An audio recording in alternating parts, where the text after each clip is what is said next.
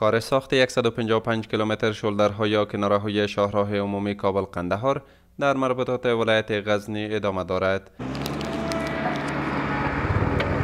رانندگان و باشندگان این مسیر میگویند که یکی از جمله عوامل وقوع حادثات ترافیکی خرابی کناره‌های سرک بود که با اعمار آن در جلوگیری حادثات کاهش چشمگیری به وجود خواهند آمد. دا اوس ډېر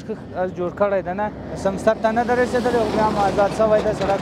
ان تر روضه او دې ځای کې ډېر ټکرونه رامخته کېدو اوس روضه کې هم آزاد شوی ده سړک ښه جوړ ده دیګ آزاد هم ده هغه سړکونه چې آزاد شوي دي ډېر ښه سهولتونه یې رامنځته کړي دي او له مخه به مثال ترافیکي مشکلات ډېر ولو که اوس مثال دغونه یو څه سم شوي دي که اوس موږ ته مثال ښه راحتي ده. آنان می‌افزایند که در ساخت این کناره‌ها از مواد با کیفیت کار گرفته شود تا این پروژه به شکل بهتری آن عملی شود. خواستم از حکومت همیشه که میره خوب جور کنه با کیفیت جور کنه مواد چیزی که در استفاده کنه کلش لابراتوار کنن بعد از دیگه جور کنه. باز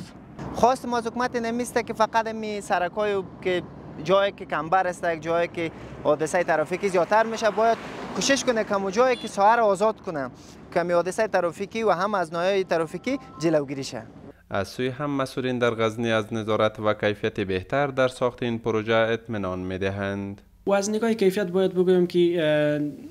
فعلا که کار جریان داره انجینرهای مسلکی ما همه روزه از ادامه کار نظارت میکنه و تلاش میکنیم با اعلاترین مواد و با بهترین کیفیت سرک ساخته شود و که یک مدت طولانی انشالله دوام بکنه و مردم ازش مستفید باشه. کار ساخت 155 کیلومتر شولدرها یا کناره‌های شاهراه نمبر 1 در مربوطات ولایت غزنی در 3 بخش ادامه دارد که به گفته مسئولین کوشش می شود تا رسیدن فصل سرما بیشتر کار آن تکمیل شود.